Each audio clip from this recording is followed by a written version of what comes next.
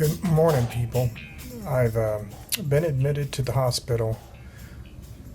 The pain and sweating started setting in, and it was time to get the show on the road. The lump on my neck continues to grow at a really fast rate.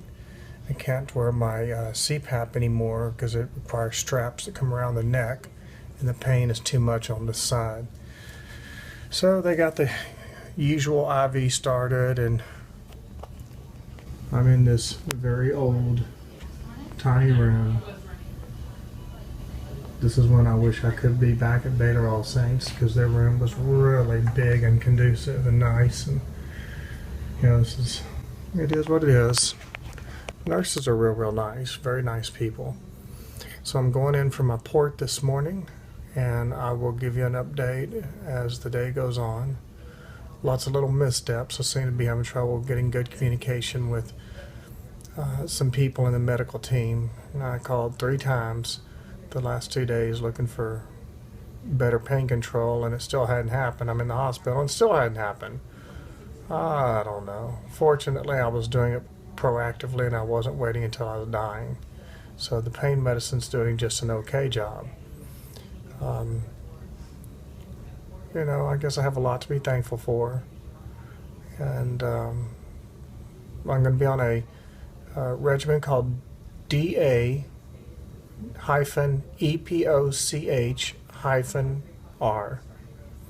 It's dose adjusted EPIC plus rituximab. And I don't fully understand the timing intervals and how much I'll be in the hospital yet. On the paper it said something about every 3-week doses, so we'll see how that goes. Hopefully I won't be here too long for any one dose, because the rooms are real tiny, the hallways are real small, there's really no place to walk very easily. They need a new cancer ward really bad. The good news is the building does not make for the quality of care necessarily. It can only add to the healing environment. But let the healing begin. I'll give you an update later today. Bye. All right, good morning, people. I'm on the way to the OR. They're going to put my port in. I've got Janice here. She's been wonderful. And today, Mike is going to be transporting me to the OR. And I'm going to climb in this little Cadillac sports bed here. They're going to wheel me down the hall, doing a couple of wheelies in process. And I will see you on the other side.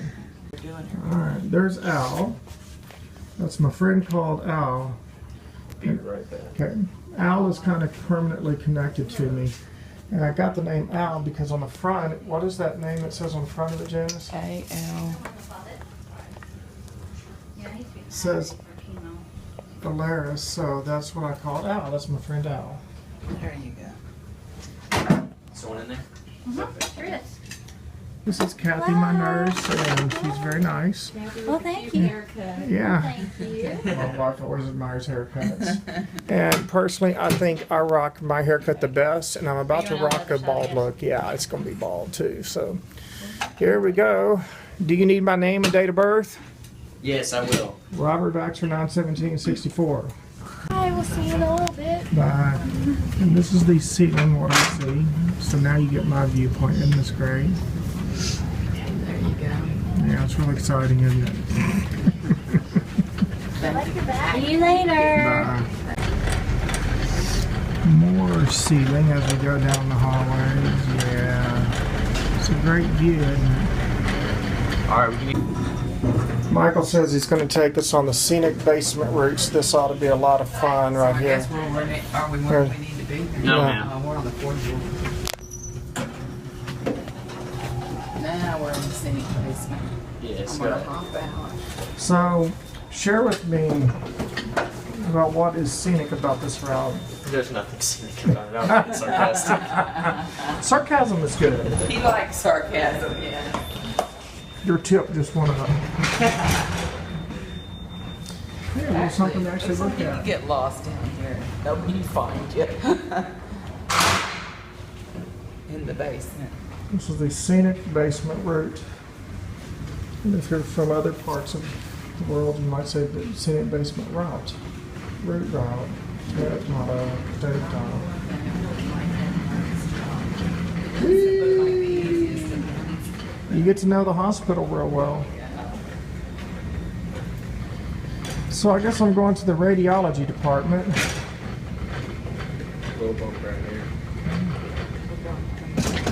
And they're going to put in a double lumen port. Picking up some speed here. Feel like we're out on Six Flags. Whee!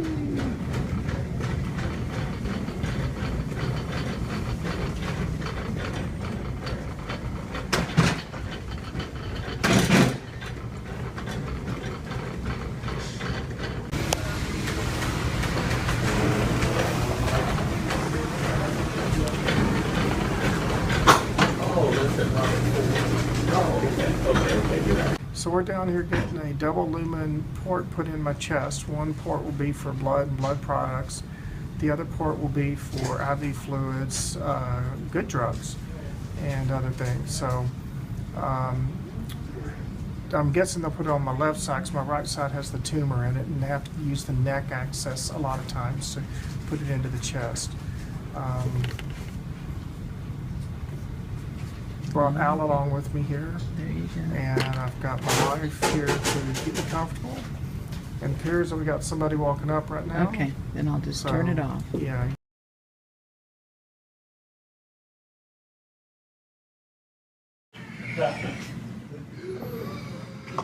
Okay, I know the square's on and it's counting down, so it's probably videotaping and not. There it is. Might see if it's in focus. It is, but I'll Okay. make it behave and make sure.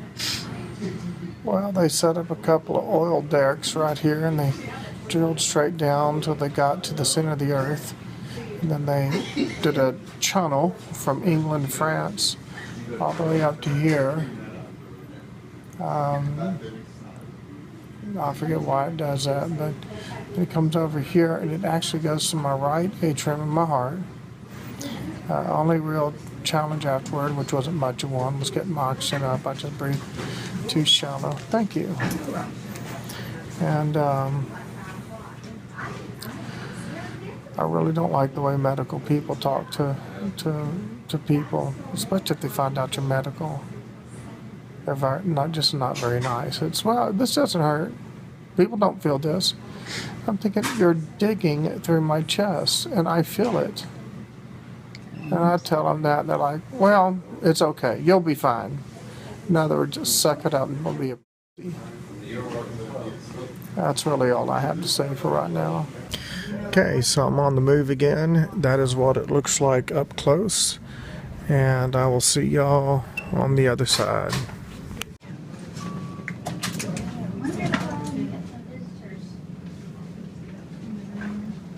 She called me, so.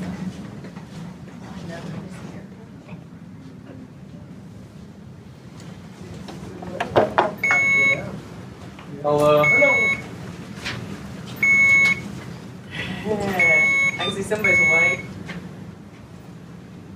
You didn't have it. Yes. Would he, I think he'll probably, he was just about bored. I think he probably was too. Maybe then that's right, we'll give him.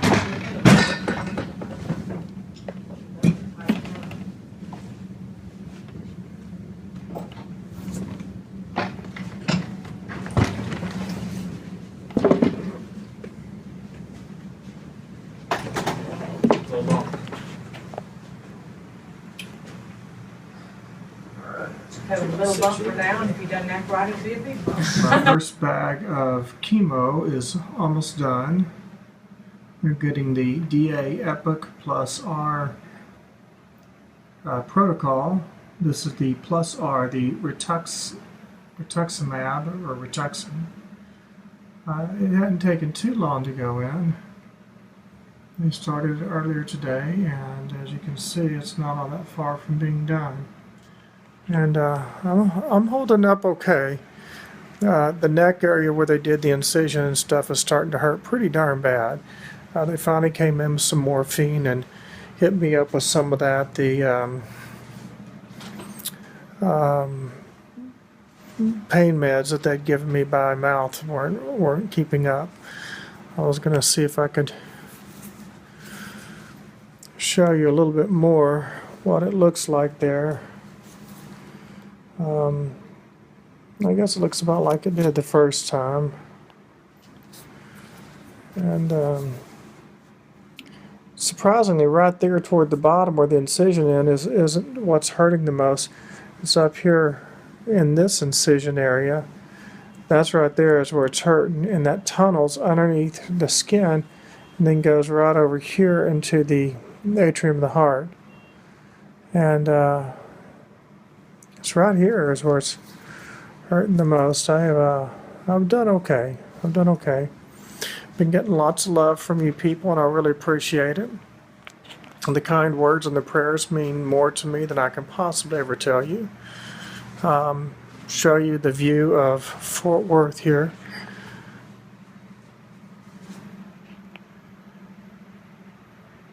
I'll probably elaborate on that some tomorrow.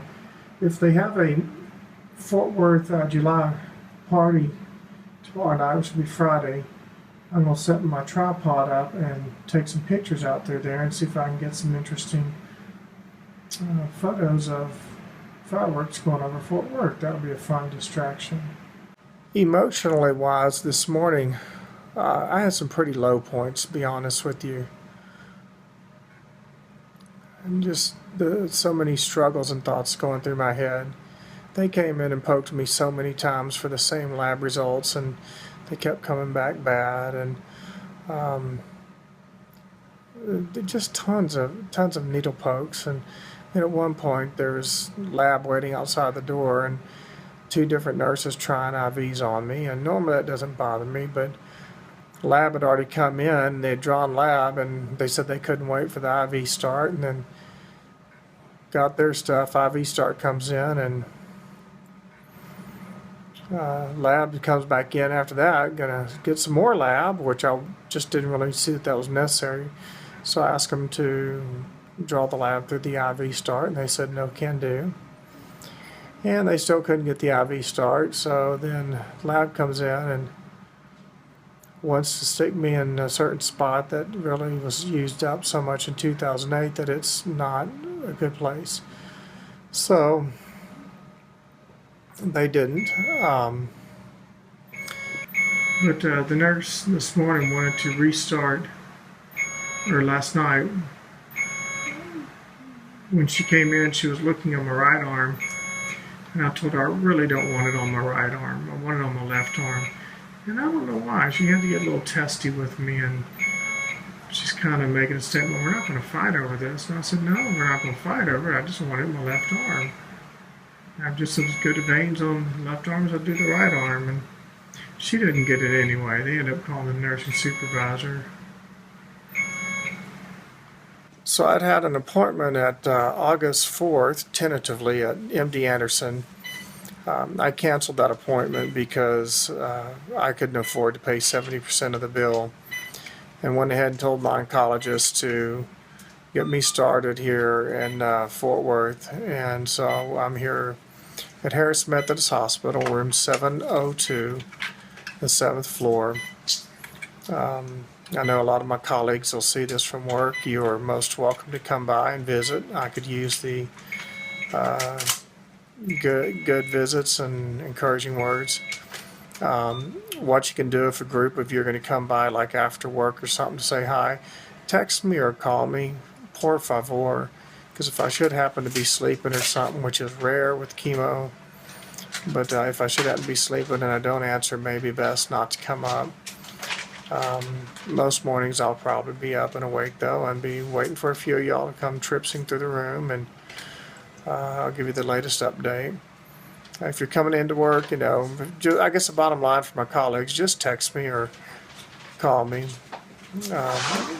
My phone number is 817-235-1934, and I just as soon make sure I don't have a whole bunch of people coming in real suddenly if I'm asleep or having a bad moment. Because I have had some pretty rotten, stinking moments on us lately, and I get out of it. I get out of it eventually because my basic disposition is to be a happy person, but it gets pretty blue. In all fairness, this morning I really thought about quitting and just dropping out. All the IVs coming at me, the chemicals, the surgery, it brought a floodgate of memories back. And I was really despondent over it. And I didn't want to go through it, to be honest with you, but I decided that I would go ahead and do what I had to do. And stuck with it, and I'm doing okay now. Not as good as I'd like to be doing, but you know, it's okay. You know, there's so many kind things being said to me by Burkett's peeps and y'all and my family, and everybody's been so sweet that I've certainly got all the support I can get. A lot going through my mind right now, and I just can really do appreciate your love and support. And I want y'all to know that the financial donations have taken so much pressure off of me, so much pressure off me. If y'all could continue to share with others and know that over time this is just going to get trickier and trickier. I did spend time on the phone today cutting out bills, talking to people, seeing what we could do, and I managed to shave off, you know, some money here and there on bills, and we're certainly going to, you know, live on a bare bones budget, just like we did the first time around. And that's all I've got to say for right now. So I love you all, and I appreciate your support. And this is Superman reporting from room 702.